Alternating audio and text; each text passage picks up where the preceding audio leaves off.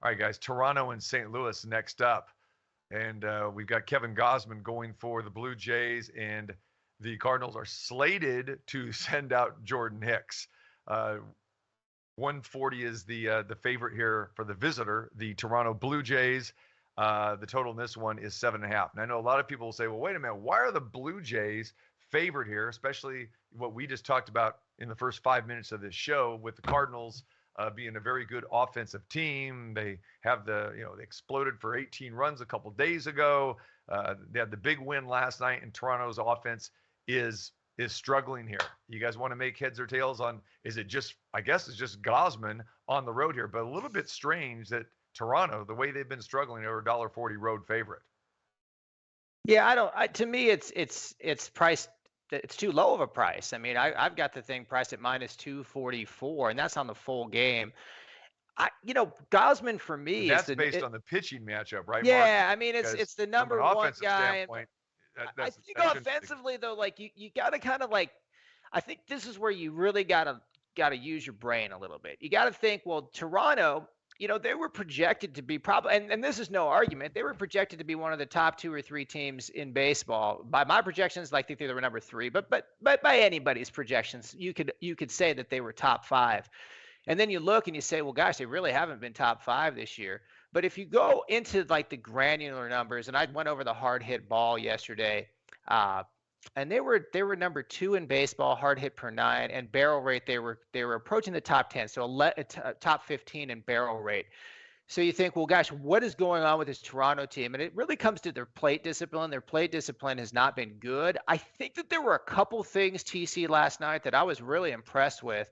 And it was Springer's plate discipline, and then Espinal's plate discipline versus I think it was Palante that came into relief, and he threw some borderline pitches, and they were some really good takes. So maybe that they're recognizing, hey, we're just being too overly aggressive at the plate. Let's get our pitch. Let's sit on our pitch. And if they do that, I think they're going to be good, because the hard hit metrics are still on their side.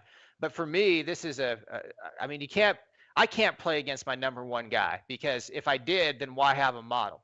Gausman, 86 percentile stuff plus, 95% percentile location plus. And then if you look at last, and I put him in a parlay the last game, and I was beat by Cal Raleigh, who hit a home run off him. Believe it or not, that actually I couldn't believe it, but he did. But if you look at the advanced numbers in that start, his control was still elite, 3.9% expected walk rate. His hard hit per 9, 7.2. Didn't get as many swinging strikes as he normally does. That was actually below average. But I've got to hand it to Seattle, because they had a really good approach versus Gausman in that game. And they were very, talk about good plate discipline and waiting to hit pitch and location. They did a good job. Well, you say, well, maybe St. Louis will do it. Well, they haven't showed it so far this year.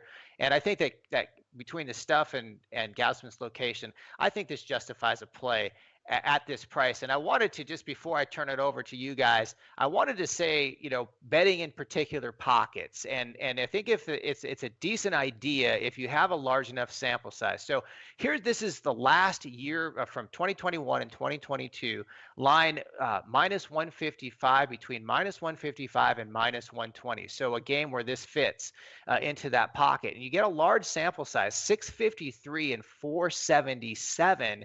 And it is just above break even. And you say, well, that's not that great. But if you look at betting, and this is taking account for the juice, if you can get a situation that's break even or above, and you can cherry pick games within that group of games, then you're giving yourself a pretty good opportunity to win. So when I'm looking at groups of games, I would much rather play a team in this price range than a team that's in that 170, minus 180 price range. For all of those reasons, I'm going with Toronto here. On the first 5 innings, I think it's a good play. Jeff. It's almost like Mark's going to tell his life story sometimes when he gives a breakdown. I mean, my God, Mark, how long was that? Unbelievable. But hey, very detailed. One thing you didn't mention, though, is, and I'm always fascinated by certain people in Major League Baseball. And Jordan Hicks is one that interests me in a certain way of, in his career, he's only been in the major leagues about 4 years, 142 innings. Opponents are hitting 190 against Jordan Hicks. It's a good whip. Doesn't give up a lot of home runs. Only 6 home runs in 142 innings. you know, get his, he gives up a lot of runs, just like a lot of randomness and things of that nature. I think he has potential. I really do. And you look at, even some of his strikeout numbers this year. I think there's a lot of always kind of unbanded excitement on him, but it maybe never works out. I think he's got the potential. Gausman, I think a lot of people felt like he would be an elite pitcher because he was the 4th player drafted in 2012. He's just kind of been an exaggerated guy, kind of a randomness, kind of middle of the road guy. And I know lately maybe he's been good, but I just don't trust Toronto. I don't have much interest in them ever. I think we continue to wait for them to do something, and it just never comes. I'm not going to say what the legitimate definition of insanity is, but Mark, I think we all know what that is. Extreme foolishness by continuing to back the same team. But I backed Gausman before, and I'm more ahead with Gausman than I am behind. Fair enough. Yeah. We'll see. I'm not as high on this game as I was yesterday. I'll root for Mark, though. I hope Toronto gives him some success here tonight. And I will tell you this, Jeff, that's true about Hicks. He's got good stuff. His location's bad. So he's an 80% stuff plus, which is just behind Gausman, but his location plus 15%. And that correlates well with his walk percentage, which is a 13.8 over the last 365 days. So a guy with probably a higher ceiling than he's showing right now. But, hopefully the Blue Jays can have a disciplined plate approach in tonight's game. And I think if they do, then they'll be in good shape. I'm a bounce back theory type of guy. And again, we talked about this in the NBA with the Celtics last night in certain games, and that way with baseball as well, too, especially with good pitchers. I like Gausman in this situation because he's lost his last 2 starts. He's pitched well enough to win, and we know what his stuff is all about, like you've talked about, Mark. And again, 57 strikeouts, 3 walks. I mean, the guy's got pinpoint control. He's outstanding. We can go back. He faced St. Louis one time last year, and he really dominated them as a member of the Giants. They ended up losing that game, but he threw 6 shutout innings, and then he got pulled in the 7th inning. So, Gausman is an elite pitcher. We get that. Toronto's bats, and I like your hard hit percentage. I'm going to back that as well, too, Mark, because they are hitting the ball hard. They just have been very unlucky. Springer went deep last night, so he's gotten back on track. Espinal, I like him. And, Bichette and Guerrero, we know are capable. I mean, you look at their first 5. I mean, it's crazy that these guys are, the Toronto Blue Jays are only getting, sometimes 4, 5, 6 hits a game. I'm thinking, and I'll say it again, that it's time for them to bounce back. If you're going to trot out Jordan Hicks out there, I'm going to take a shot with the Blue Jays in this situation as well, too, with Gausman, banking on the bats finally come alive, because it's just a matter of time before they do. And I know what you're saying, Jeff, and I agree with you to a certain extent.